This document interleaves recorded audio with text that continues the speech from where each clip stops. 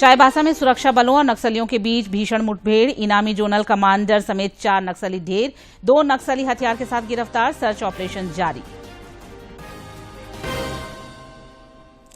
जमशेदपुर में national hope film festival में शामिल हुए सीएम चंपई सोरेन, कहा जनजातीय भाषाओं में फिल्म निर्माण और कलाकारों को आगे बढ़ाने में सरकार करेगी सहयोग।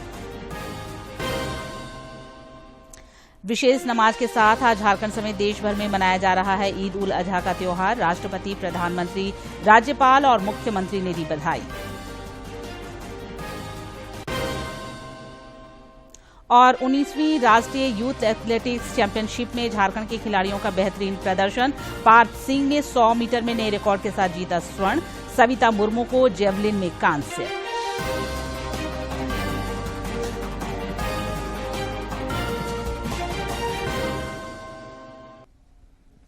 नमस्कार, खबरें झारखंड में आपका स्वागत है। मैं हूं निशा दीपिका सोरेन और अब समाचार विस्तार से। पश्चिम बंगाल के न्यू जलपाईगुड़ी में बड़ा ट्रेन हादसा हुआ है।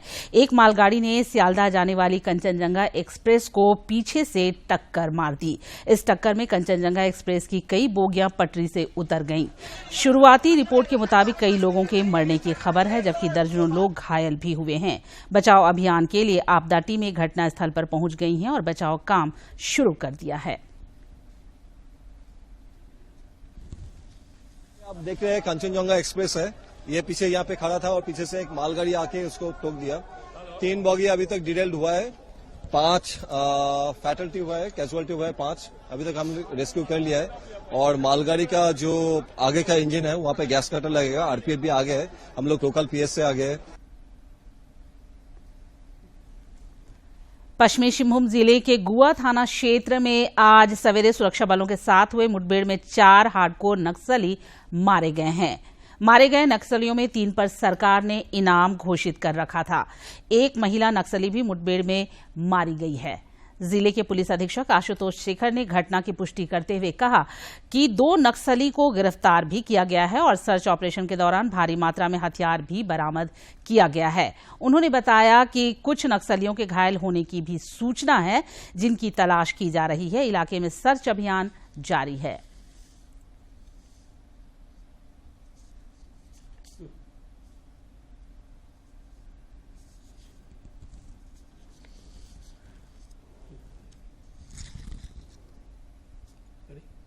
प्रधानमंत्री नरेंद्र मोदी से उत्तर प्रदेश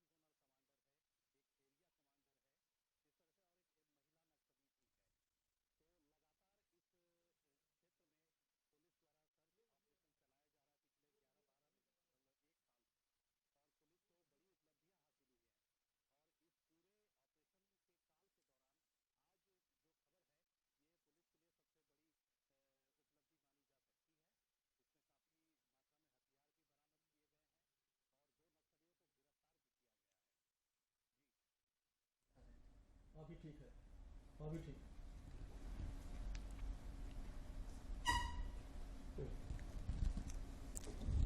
प्रधानमंत्री नरेंद्र मोदी कल से उत्तर प्रदेश और बिहार के 2 दिवसीय दौरे पर रहेंगे। इस दौरान वे कल वाराणसी से पीएम किसान सम्मान निधि योजना की 17वीं किस्त जारी करेंगे। कल किसानों के खाते 20,000 करोड़ रुपए से अधिक की राशि हस्तांतरित किए जाएंगे। इसे लेकर झारखंड समेत देश भर में कार्यक्रम आयोजित किए जा रहे हैं, जहां केंद्रीय मंत्री मौजूद रहेंगे।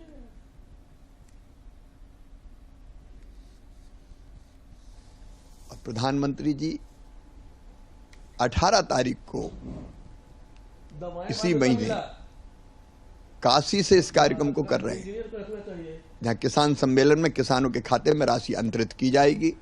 कार्यक्रम तो काशी में है।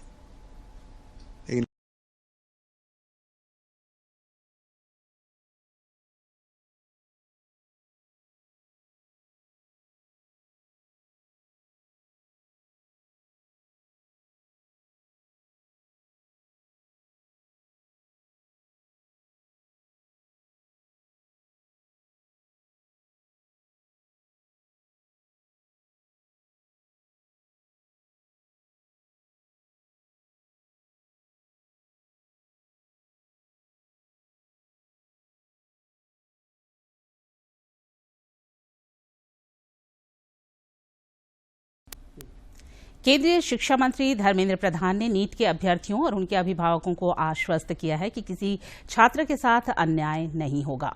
उन्होंने कहा कि केंद्र सरकार दोषियों के खिलाफ सख्त से सख्त कार्रवाई करेगी। नीट एग्जामिनेशन में कुछ विसंगतियां कुछ जगह की स्पेसिफिक जगह की ध्यान में आई है। सरकार उसकी सुधार के काम पे लगी है। जहां जहां इस प्रकार की गड़बड़ियों की सूचना पुख्ता जानकारी के साथ अभी मिल रहा है, उस पर स्पेसिफिक कार्रवाई भी कोर्ट की संज्ञान में रखते हुए सुप्रीम कोर्ट ने सारा विषय को एक नज़र रखी है। कोर्ट की निगरानी में सारा विषय को किया जा रहा है। नीट जैसे महत्वपूर्ण परीक्षा 100% पारदर्शी हो, ये हम उसके लिए कमिटेड है। सरकार उसके लिए प्रतिबद्ध है। उसमें जो भी गड़बड़ी में दोषी पाए जाएंगे, वो एनटीए भी हो तो भी उसको बख्शा नहीं जाएगा। उस पर कड़ी से कड़ी कार्रवाई की जाएगी। मुख्यमंत्री चंपाई सोरेन ने कल राज्यवासियों को दर्जनों विकास योजनाओं की सौगात दी। इस दौरान उन्होंने सरायकेला खरसावां और पूर्वी सिंहभूम जिले में आयोजित समारोह के दौरान कई योजनाओं का शिलान्यास और उद्घाटन किया। उन्होंने मौके पर लाभुकों के बीच 100 करोड़ रुपए से अधिक की परिसंपत्तियां भी बांटी। इस दौरान मुख्यमंत्री ने कहा कि अगले 3 महीने के अंदर लगभग 40,000 युवाओं को सरकारी नौकरी दी जाएगी। श्री सोरेन ने यह भी घोषणा की कि जल्द ही राज्य के बिजली उपभोक्ताओं को 200 यूनिट बिजली मुफ्त दिया जाएगा। राज्य में अभी उपभोक्ताओं को 125 यूनिट मुफ्त बिजली दी जा रही है। वीर शहीद अबुआ आवास योजना, इनके बाद सुनीता कालिंदी, सावित्रीबाई फुले किशोरी समृद्धि योजना। 125 यूनिट बिजली हम लोग फ्री दे रहा है। हमारा सरकार फिर उसको आधार को बढ़ाते हुए 200 यूनिट तक बिजली हम लोग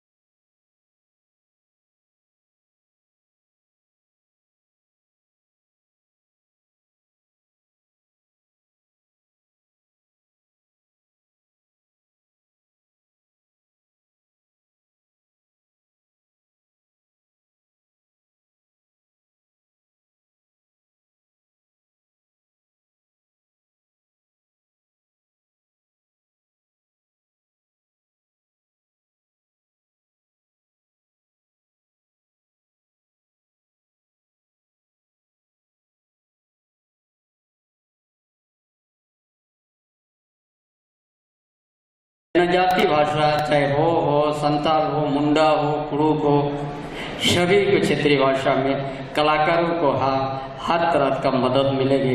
कार्यक्रम में उपस्थित स्वास्थ्य मंत्री बन्ना गुप्ता ने कहा, आधारित फिल्में लोगों का ध्यान अपनी ओर खींच रही है। उन्होंने कहा कि इस तरह की फिल्में जनजातीय जीवन की वास्तविकता को दर्शाती है। पर ये झारखंड कला संस्कृति का झारखंड है और हमारे मुख्यमंत्री बड़े संवेदनशील हैं। मुख्यमंत्री जी ने कहा है कि हम कला संस्कृति को बढ़ाने के लिए हम इसको फोटो हो, खेल हो, योजना की तरह हम कला संस्कृति के लिए भी एक योजना को लाएंगे। इस सिने अवार्ड समारोह में अन्य लोगों के अलावा मंत्री दीपक बिरुआ भी मौजूद थे। कार्यक्रम का शुभारंभ पारंपरिक एवं वेस्टर्न म्यूजिक के फ्यूजन के साथ हुआ। समारोह में झारखंड, बंगाल और उड़ीसा के कलाकारों ने अपनी कला का प्रदर्शन किया। जमशेदपुर से राजेश कुमार लाल दास की रिपोर्ट। रांची पुलिस ने अपराध की योजना बनाते हुए 3 अपराधियों को गिरफ्तार किया है। रांची के वरीय पुलिस अधीक्षक चंदन कुमार सिन्हा ने बताया कि गिरफ्तार अपराधियों के पास से 1 पिस्तौल, 1 मैगजीन, 2 जिंदा गोली, 19 मोबाइल फोन, 1900 रुपए और अपराध में प्रयुक्त होने वाली कई सामग्रियां बरामद की गई हैं।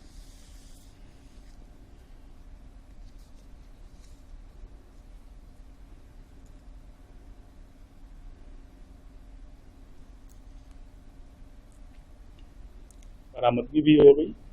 ये दूसरी योजना बना रहे थे जिसमें पकड़े गए, और एक बाइक भी लूट था और मांझी से, उसमें भी बरामदगी हो गई है। जो सरसों तेल लूटने वाले मामले में पहले ही एक आदमी जेल भेजा चुका है, जिसने खरीदा था इसे, चतरा का वो आदमी था। रांची पुलिस ने सेक्स रैकेट का खुलासा करते हुए 2 युवती सहित 3 लोगों को गिरफ्तार किया है। पुलिस ने अरगोड़ा चौक स्थित एक होटल में छापामारी कर तीनों को गिरफ्तार किया है। रांची के वरीय पुलिस अधीक्षक चंदन कुमार सिन्हा ने बताया कि गिरफ्तार लड़कियों में एक बिहार के हाजीपुर जबकि दूसरी बंगाल की रहने वाली है। अनैतिक देह का धंधा किया जा रहा है, इस पर पुलिस ने छापेमारी की और छापेमारी के बाद 3 व्यक्ति गिरफ्तार हुए हैं जो इस व्यापार में संलिप्त थे। इसमें से एक महिला बिहार की है, एक पश्चिम बंगाल की है और एक आदमी बोकारो थर्मल का जो पुरुष सदस्य है वो वहाँ का है। जो होटल के मालिक हैं वो फरार हो गए हैं और हम लोग छानबीन कर रहे हैं कि इनका गिरोह का नेटवर्क कहाँ कहाँ से जुड़ा हुआ है। अग्रतर अनुसंधान में बाकी सारी बातों का खुलासा। नए आपराधिक कानून 1 जुलाई से प्रभावी हो जाएंगे। आज हम आपको दिखाते हैं विचाराधीन कैदियों के लिए इस कानून में किए गए प्रावधानों के बारे में। विचाराधीन कैदियों को न्याय दिलाने का रास्ता सुगम बनाने के लिए भारतीय नागरिक सुरक्षा संहिता 2023 में व्यापक प्रावधान किए गए हैं। इसके तहत विचाराधीन कैदियों को न्याय दिलाने और जेलों में भीड़भाड़ को कम करने के लिए कई महत्वपूर्ण बदलाव किए गए हैं, जैसे हिरासत का बोझ कम करना।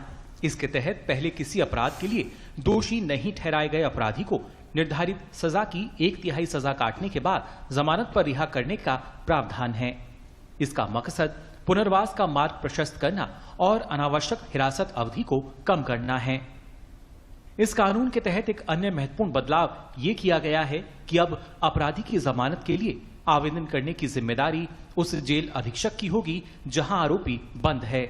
यह योग्य कैदियों के लिए कानूनी अधिकार सुनिश्चित करने के साथ ही न्याय प्रणाली में एक क्रांतिकारी बदलाव है। भारतीय नागरिक सुरक्षा संहिता 2023 के कई फायदे हैं। मसलन इससे समय पर न्याय सुनिश्चित करने और जेलों में कैदियों की संख्या कम करने में काफी मदद मिलेगी। इससे छोटे अपराधों के आरोपियों और दोषी लोगों को राहत मिलेगी। यह कानूनी दृष्टिकोण से एक क्रांतिकारी परिवर्तन है। इसके साथ ही इस कानून से अपराधियों को समाज की मुख्यधारा में वापस लाने और अपराध की पुनरावृत्ति की संभावना को कम करने में भी मदद मिलेगी। नए कानूनों के बारे में और ज्यादा जानने के लिए आप एनसीआरबी संकलन of criminal laws mobile app को प्ले स्टोर या ऐप स्टोर से डाउनलोड कर सकते हैं। Bureau report, DD news. Jharkhand समेत देश भर में आज ईद उल अजहा का त्योहार उत्साह के साथ मनाया जा रहा है।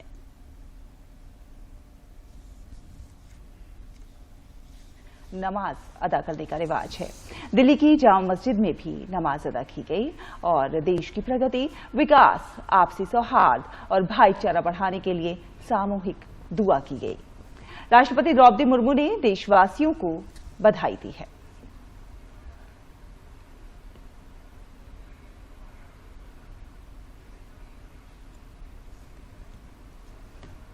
तो ईद उल अजहा की रौनक का जो है वो देखने को मिल रही है। ये दृश्य आप नोएडा से देख रहे हैं, जहां ईद की विशेष नमाज अदा की जा रही है। इस मौके पर देश की तरक्की की भी दुआ की गई है। तमाम ईदगाहों में और मस्जिदों में ईद उल अजहा की विशेष नमाज अदा हो रही है। ये मुंबई की तस्वीरें हैं, आप मुंबई से ये दृश्य देख रहे हैं, जहां पर ईद उल अजहा की विशेष नमाज अदा की गई। तो ये त्याग और भाईचारे का त्योहार है, जहां पर लोग प्रण लेते हैं अपनी किसी बुराई को त्यागने का। तो ईद उल अजहा के मौके पर भाजपा नेता मुख्तार अब्बास नकवी ने दिल्ली की दरगाह पंजाब शरीफ में नमाज अदा की।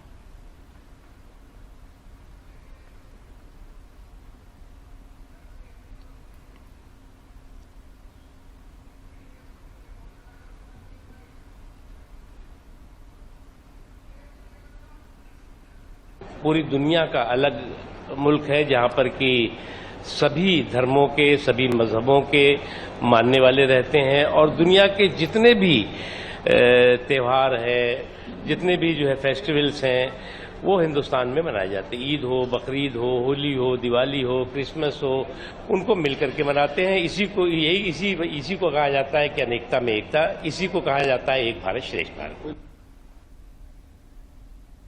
इधर रांची में भी ईद उल अजहा का त्योहार उत्साह के साथ मनाया जा रहा है। इस मौके पर रांची स्थित ईदगाहों में विशेष नमाज अदा की गई और लोगों ने एक दूसरे को गले लगाकर मुबारकबाद दी।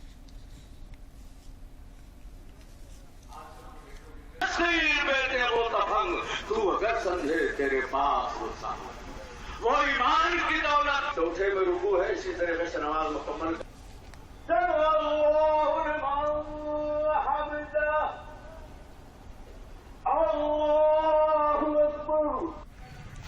सब खुशहाली है, खुशी है, बहुत खुशी है आदमी का, सबका भलाई है, हर जात का, हिंदू मुस्लिम हर कोई हम लोग में बहुत खुशी है, समझे। इससे बड़ा क्या दे सकते हैं। राष्ट्रपति द्रौपदी मुर्मू ने ईद उल अजहा पर लोगों को बधाई दी है। उन्होंने एक पोस्ट में लिखा है कि सभी देशवासियों, विशेषकर देश विदेश में रहने वाले मुस्लिम भाई बहनों को ईद उल अजहा की हार्दिक शुभकामनाएं। त्याग और बलिदान का यह त्योहार हमें अपनी खुशहाली को सबके साथ, विशेषकर जरूरतमंद लोगों के साथ बांटने का संदेश देता है। आइए इस अवसर पर हम सभी देशवासियों, विशेषकर वंचित वर्गों के लोगों के हित में मिलजुल कर कार्य करने का संकल्प लें। प्रधानमंत्री नरेंद्र मोदी समेत कई राजनेताओं ने भी ईद उल अजहा की मुबारकबाद दी है। प्लेटफॉर्म एक्स पर उन्होंने लिखा है कि ईद उल अजहा की हार्दिक बधाई। ईश्वर करे कि ये विशेष अवसर हमारे समाज में सद्भाव और एकजुटता के बंधन को और मजबूत करे। सभी लोग खुश और स्वस्थ रहें।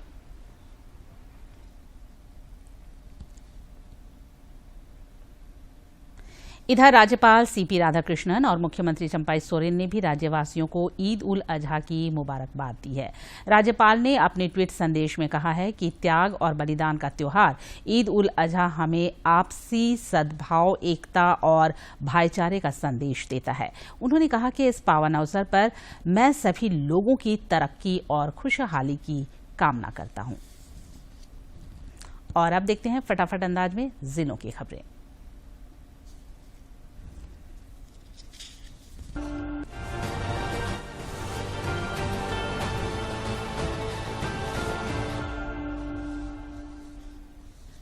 धनबाद रेल मंडल में एक बार फिर बड़े पैमाने पर टिकट चेकिंग अभियान चलाया गया। इस दौरान 1534 यात्रियों को बिना टिकट की यात्रा करते हुए पकड़ा गया। इन सभी यात्रियों से 7,77,620 रुपये का जुर्माना वसूला गया।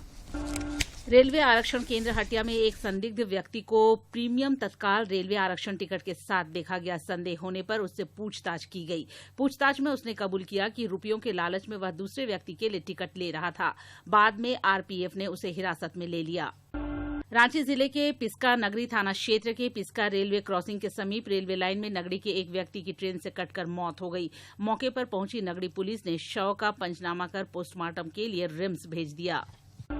रामगढ़ थाना क्षेत्र के राष्ट्रीय राजमार्ग 23 पर व्यवहार न्यायालय के समीप एक ट्रक ने एक बाइक पर सवार 3 लोगों को कुचल दिया। इस सड़क हादसे में बाइक पर सवार मां और बेटी की घटनास्थल पर ही मौत हो गई, जबकि बाइक चला रहा दामाद गंभीर रूप से घायल हो गया।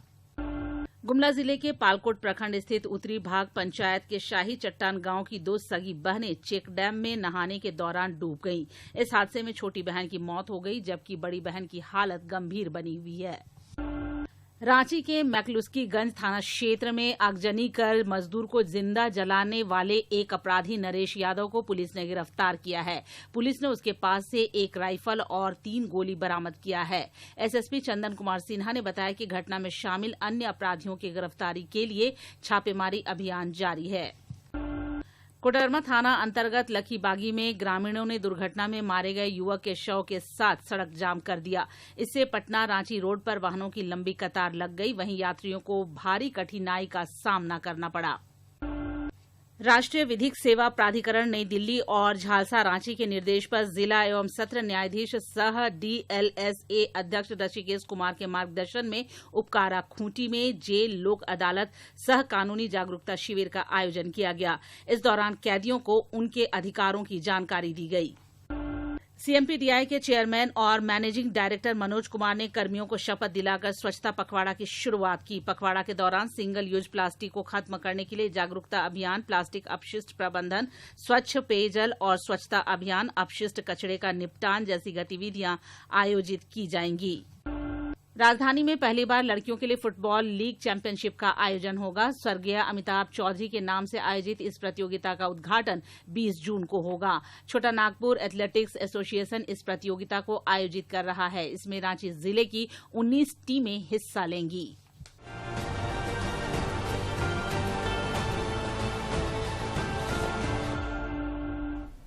जानते हैं मौसम का हाल।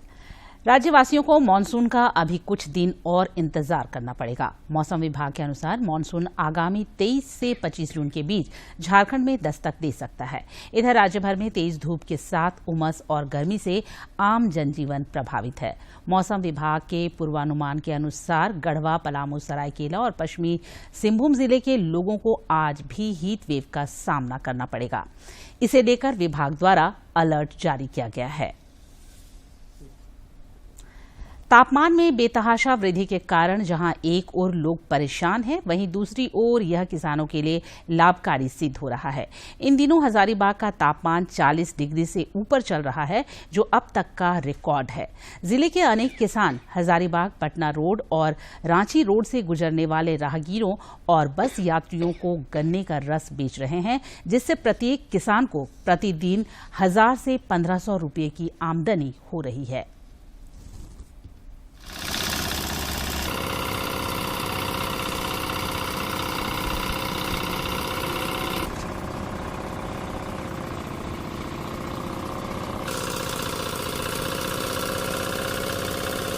खासियत का दिन भर बेचते हैं, हो जाता है आमदनी वही 1000-1200। क्या फायदे हैं इसके? फायदा यही है, क्या 400-500 रुपये बचता है। लोग को फायदा है कि गन्ना जूस पीने से शरीर का नुकसान नहीं है, फायदा है। रांची के पार्थ सिंह ने बिलासपुर में आयोजित 19वीं राष्ट्रीय यूथ एथलेटिक्स की 100 मीटर फर्राटा दौड़ में राष्ट्रीय रिकॉर्ड के साथ गोल्ड मेडल जीता है। उन्होंने 2017 में गुरविंदर सिंह द्वारा बनाए गए रिकॉर्ड को तोड़ा। वहीं बालिकाओं के जेवलिन थ्रो में जामताड़ा की सविता मुर्मू ने 41.09 मीटर भाला फेंक कर कांस्य पदक हासिल किया। इस स्पर्धा का स्वर्ण पंजाब की नवनीत कौर और रजत राजस्थान की नीलम चौधरी ने जीता। खेल जगत की महत्वपूर्ण खबरों को देखते हैं फटाफट अंदाज में। T20 क्रिकेट विश्व कप में आज शाम न्यूजीलैंड और पापुआ न्यू गिनी की टीम आमने सामने होंगी। दोनों टीमें पहले ही सुपर 8 की रेस से बाहर हो चुकी हैं। भारतीय तीरंदाज भजन कौर ने तीरंदाजी के लिए ओलंपिक कोटा हासिल कर लिया है। उन्होंने फाइनल में शीर्ष वरीय ईरान की मोबिना फलाह को 6-2 से पराजित किया।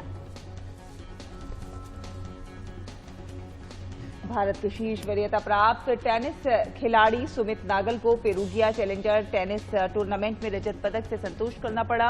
टूर्नामेंट के खिताबी मैच में नागल को इटली के लुसियानो डार्जेरी के हाथों 6-1, 6-2 के अंतर से हार झेलनी पड़ी।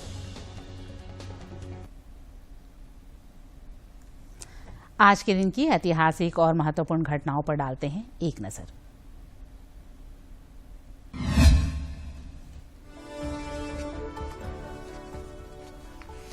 सत्रह जून साल 1885 को स्टैच्यू ऑफ लिबर्टी न्यूयॉर्क के बंदरगाह पहुंचा।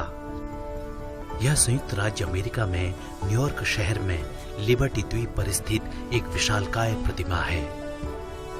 यह मूर्ति एक रोमन स्वतंत्रता देवी की है। इसे फ्रांसीसी मूर्तिकार फ्रेडरिक बार्थोल्डी द्वारा डिजाइन किया गया। इस विशालकाय मूर्ति का निर्माण कार्य साल 1876 में शुरू कर दिया गया था। इस विशाल प्रतिमा का निर्माण कार्य लगभग 10 साल में पूर्ण हुआ। अक्टूबर 1886 को स्टैच्यू ऑफ लिबर्टी को स्थापित किया गया। इस प्रतिमा को फ्रांस के लोगों ने अमेरिका को उपहार स्वरूप भेंट किया। हालांकि इस परियोजना के निर्माण में फ्रांस और अमेरिका ने मिलकर धन खर्च किया था। यह प्रतिमा संयुक्त राज्य अमेरिका के स्वतंत्रता के प्रतीक के रूप में स्थित है, जिसे समुद्र के रास्ते आने वाले लोगों के स्वागत के प्रतीक के रूप में देखा जाता है।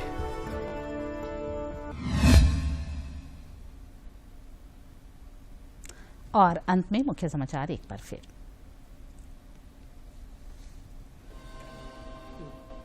चाईबासा में सुरक्षा बलों और नक्सलियों के बीच भीषण मुठभेड़। इनामी जोनल कमांडर समेत 4 नक्सली ढेर। 2 नक्सली हथियार के साथ गिरफ्तार। सर्च ऑपरेशन जारी। जमशेदपुर में नेशनल होप फिल्म फेस्टिवल में शामिल हुए सीएम चंपई सोरेन। कहा, जनजातीय भाषाओं में फिल्म निर्माण और कलाकारों को आगे बढ़ाने में सरकार करेगी सहयोग।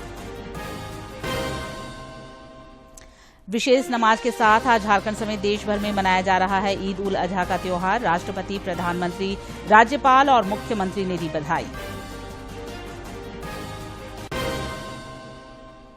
और 19वीं राष्ट्रीय यूथ एथलेटिक्स चैंपियनशिप में झारखंड के खिलाड़ियों का बेहतरीन प्रदर्शन। पार्थ सिंह ने 100 मीटर में नए रिकॉर्ड के साथ जीता स्वर्ण। सविता मुर्मू को जेवलिन में कांस्य।